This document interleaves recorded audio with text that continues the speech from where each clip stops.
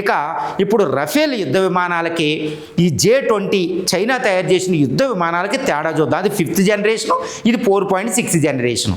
ఇది మనది Rafale 1.8 max speed తోటి వెళ్తుందండి. 1.8 ధ్వని వేగం కంటే 1.8, అది కేవలం కొంచెం ఎక్కువ 2 మ్యాక్స్ స్పీడ్ తోటి ఉంటుంది, కొంచెం వేగం ఎక్కువ.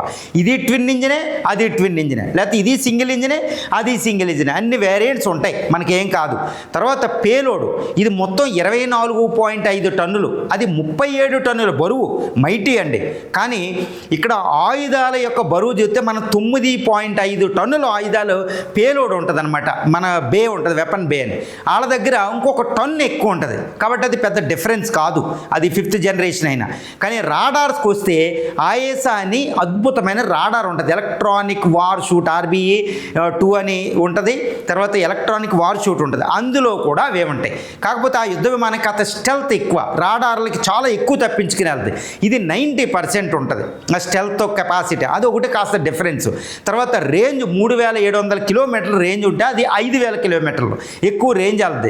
కంబాట్ స్పీడ్ ఏంటంటే కంబాట్ రేంజ్ రేడియస్ 1000, అది 2000, కాస్త ఎక్కువ ఉంటుంది. కానీ ఫ్యూయల్ కెపాసిటీ కాస్త ఎక్కువ ఉంటుంది, కానీ ఫ్యూయల్ ఏంటంటే రీఫ్యూయలింగ్ చేస్తాం కాబట్టి అది డిఫరెన్స్ ఉండదు.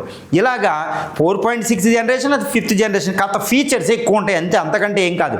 అందులో ఉండే వెపన్స్, ఇందులో ఇప్పుడు J-20 చైనా ఉపయోగించే వెపన్స్ కంటే మించిన వెపన్స్ మనం రఫేల్లో ఉపయోగిస్తున్నాం. ఇదేంటంటే మెటియారు, తర్వాత మికా అని air to air beyond visual range, వాళ్ళు PL-15 PL-21 వరకు ఉపయోగిస్తారు, అది ఇది ఒకటే.